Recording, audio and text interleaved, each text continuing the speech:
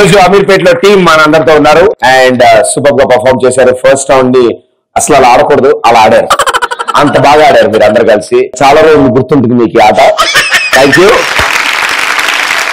And ఇందాక కూడా చాలా మంది అద్భుతమైన ఆన్సర్లు ఇచ్చాక నాకు కూడా కొన్ని ఐడియాలు వచ్చాయి. నేను కూడా పొద్దు నుంచి రాసుకున్న కొన్ని క్వశ్చన్లు ఉన్నాయి. సో ఆ క్వశ్చన్ మిమ్మల్ని అడుగుదామని నాకు డిసైడ్ అయ్యాను. అడగచ్చా? దీనికి డబల్ కావాలి. ఓకే, క్వశ్చన్ వెళ్ళిన తర్వాత ఎవరెవరు ఆన్సర్ చెప్దాం అనుకున్నారో వాళ్ళు చేయవచ్చు. ఒక పడవలో 10 మంది అంతకంటే ఎక్కువ మంది పట్టరు, కొంచెం చిన్న పడవ. సో ఆ పడవలో వీళ్ళు ఏంటంటే ఏనుగును కూడా తీసుకెళ్లాలి. సరే, ఏనుగును కూడా ఎక్కించుకున్నారు అంట. ఇప్పుడున్న పరిస్థితుల్లో ఇంకొక 3 కిలోలు ఎక్స్ట్రా అయిందంటే పడవ మునిగి అందరు ఎక్కారు, వెళ్తున్నారు. కరెక్ట్ టైంలో ఏనుగు 3 కిలోల ప్యాడేసి పడవ ములుగుతుందా? ములగదా? ఓకే, ఎంతమంది ములుగుతున్నారు అనుకుంటున్నారు? ఎంతమంది ములగదు అనుకుంటున్నారు? ఎందుకమ్మా? Because it was already inside, so I don't think so.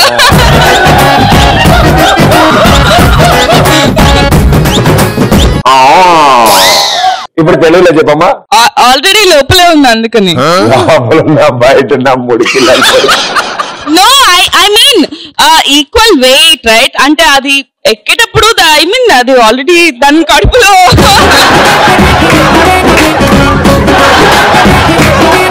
నాకు అన్ని డీటెయిల్స్ తెలియదు అమ్మా. మీరేమనుకుంటారు? Okay, I don't want to tell. ఇంకా డీటెయిల్ కాదు.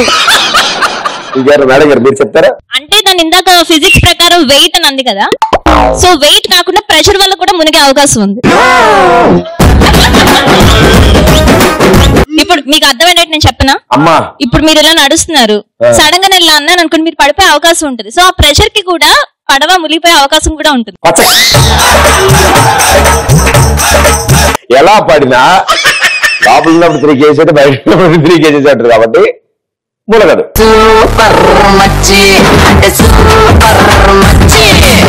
ఏమో అనుకున్నాను, మీరు నాకంటే తెలివైన వాళ్ళు.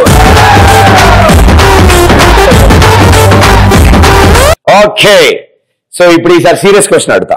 ఓకే, ఒకవేళ సినిమా హాల్లోనో బయటో షాపింగ్ మాల్లోనో ఎక్కడైనా సరే, అమీర్పేటలో ఎక్కడైనా సరే మీరు మీ గర్ల్ ఫ్రెండ్ తో గానీ బాయ్ ఫ్రెండ్ తో గానీ మీ ఇంట్లో వాళ్ళకి కనిపించారు, ఏం చెప్పి తప్పించుకుంటారు? మా డాడీ కనపడంగానే అన్కాన్షియస్ స్టేజ్కి వెళ్ళినట్టు యాక్ట్ చేస్తా. అప్పుడు కంగారు పడి నన్ను తీసుకెళ్లిపోతాడు కదా, ఆ అమ్మాయి గురించి అడగడు కదా. అప్పుడు రండమ్మా, రండి రండి. మీరు అమీర్పేటలో ఉన్నారు. ఓకే, ఇది అమీర్పేట. మీకు మీ గర్ల్ ఫ్రెండ్ ని తీసుకొస్తాను, ఒక్క నిమిషం ఆగండి. రండి సార్.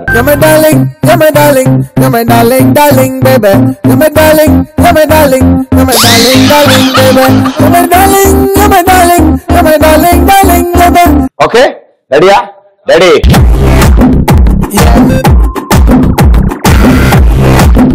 Okay, 3, 2, 1 action.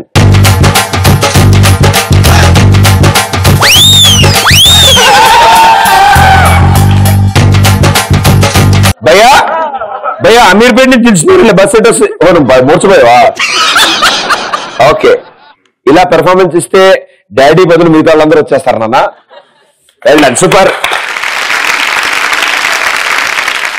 ఓకే, ఇంకా స్ట్రైట్ వెళ్ళి లెఫ్ట్ తీసుకో, అమీర్పేట వస్తుంది అని అమ్మాయి చెప్తూ ఉంటారు. మీ ఇంట్లో వాళ్ళు చూడగా అమ్మా అది స్ట్రైట్ ఏం రామా అని అడిగినారు కదా, అప్పుడు ఉంటది.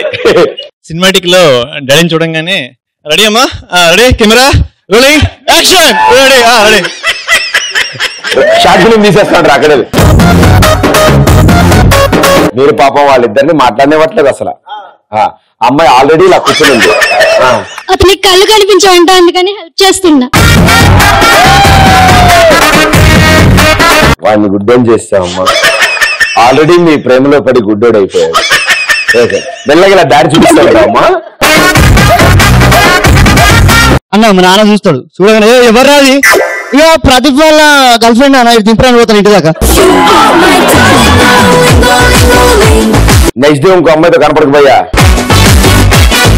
ఎలాగో దొరికిపోయాం కదా కాబోయే కాల్ అని చెప్పి. పెళ్ళైందా మీకు? కాలేదు కాలేదు. అదే ఫ్రస్ట్రేషన్ నాకు అర్థం అవుతుంది. నాన్న వీడెవడో వచ్చి చందా అడుగుతున్నాడు, కొంచెం డబ్బులుంటే ఇవ్వరా?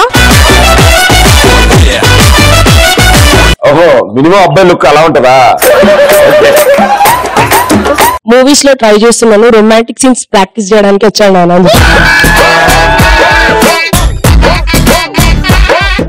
అమీర్పేట చౌరస్తాలోనా?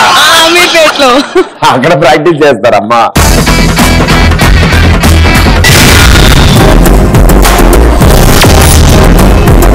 ప్రదీప్ గారు మీరైతే ఏం చేస్తారు? చెప్తా భలేవారే. మా ఇంట్లో వాళ్ళు ఇలా చూసారనుకోండి, వెంటనే అమ్మ దాని okay let's welcome Ramraj dhoti Raja. మా ఇంట్లో పాప షో రోడ్ మీద చేస్తున్నాడేమో అనుకుంటారు వాళ్ళు.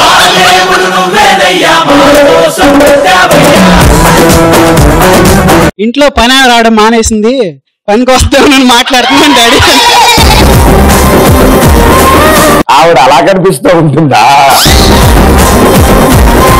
అన్నయ్య వాళ్ళ ఫ్రెండ్ డాడీ బుక్స్ తీసుకోవడానికి వచ్చాడు, ఇద్దామని ఆగాను. నేను మీ కూతుర్ని డాడీ. అంకుల్ ఇది విన్నారా? అన్న మా నాన్న ఒకసారి చెప్పిండు, అరే నాన్న నువ్వు హైదరాబాద్ పోతున్నావు, అమ్మాయిలతో జాగ్రత్తగా ఉండవు అన్న. మళ్ళీ ఓ రోజు అమీర్పేటకి వచ్చేసి చూసి ఏదిరా అమ్మాయితో ఉంటున్నావు అంటే, నువ్వు కదా అన్న అమ్మాయిలతో జాగ్రత్తలు నేర్చుకోమన్నావు అని నేర్చుకుంటున్నా అని చెప్తా. పక్కింటి పార్వతి అంటే కూతురు నాన్న అడ్రస్ అడిగితే దారి చూపిస్తున్నాడు. ఎందుకంటే ఆ పార్వతి అంటే మా డాడీ ఫ్రెండ్స్.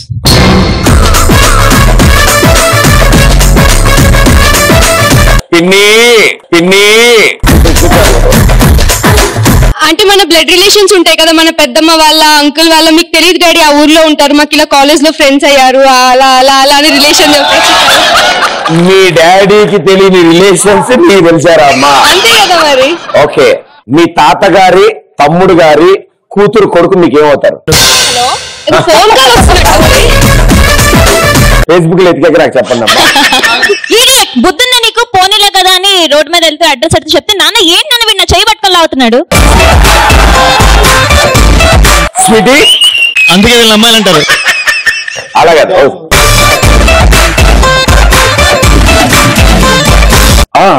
ఇంకేం ప్రదీప్? ఏం లేదు అసలు. ఇక్కడ క్లైమేట్ చాలా బాగుంది కదా. క్లైమేట్ చాలా బాగుంది, ఇంత వెలుతురుగా ఉంది. అండ్ ఆయన ఎందుకు కుర్చీలో కూర్చున్న దాంట్లో ఎందులో చూస్తున్నాడు? అదేమో కానీ ప్రదీప్ నీ పక్కన నుంచుంటే అసలు నాకు ఏమీ అనిపించట్లేదు. నేను ఇన్నోంచి అదే చెప్దాం అనుకుంటాను కానీ ఎలా చెప్పాలో కుదరట్లేదు. పర్వాలేదు నోట్తోనే చెప్పు.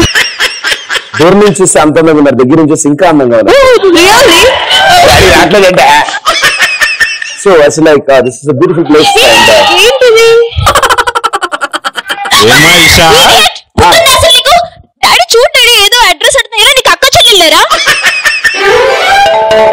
వాళ్ళు బయట మాట్లాడుకో, వాళ్ళు షాపింగ్ వెళ్ళారు.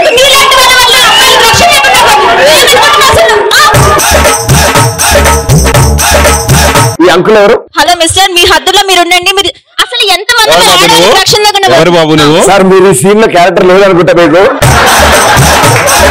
సార్ మీరెవరు ఇంతకి? మీరెవరు సార్? మీ daddy? Chai energy, garam chai energy.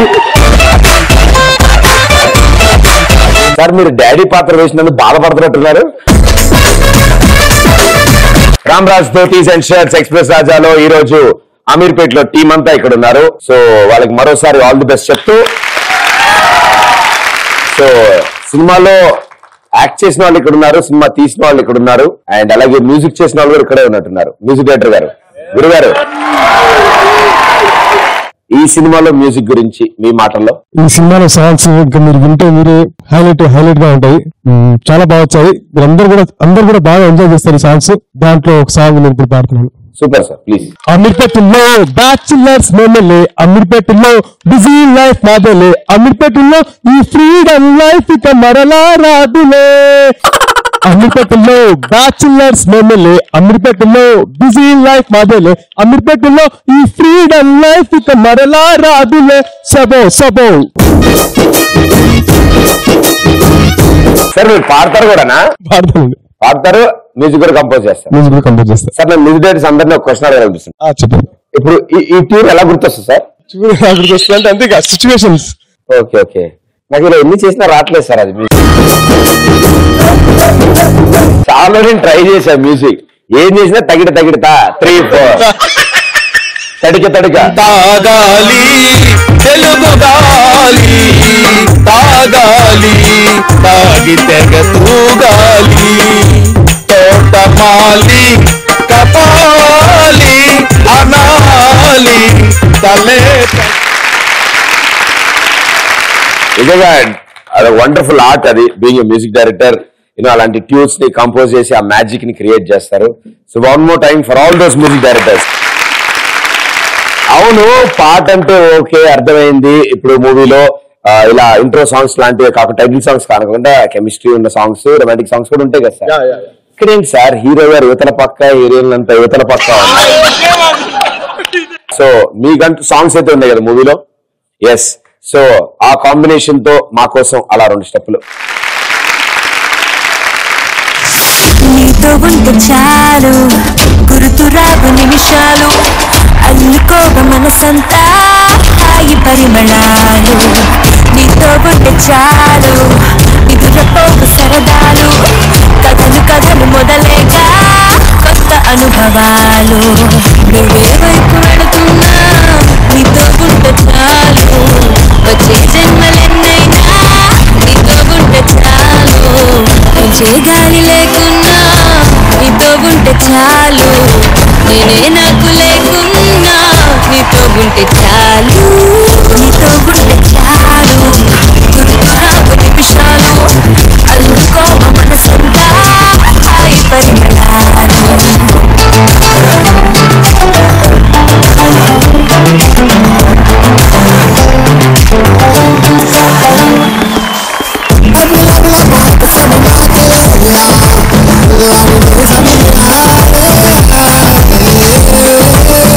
Super అండి, చాలా బాగా చేశారు. ఓకే.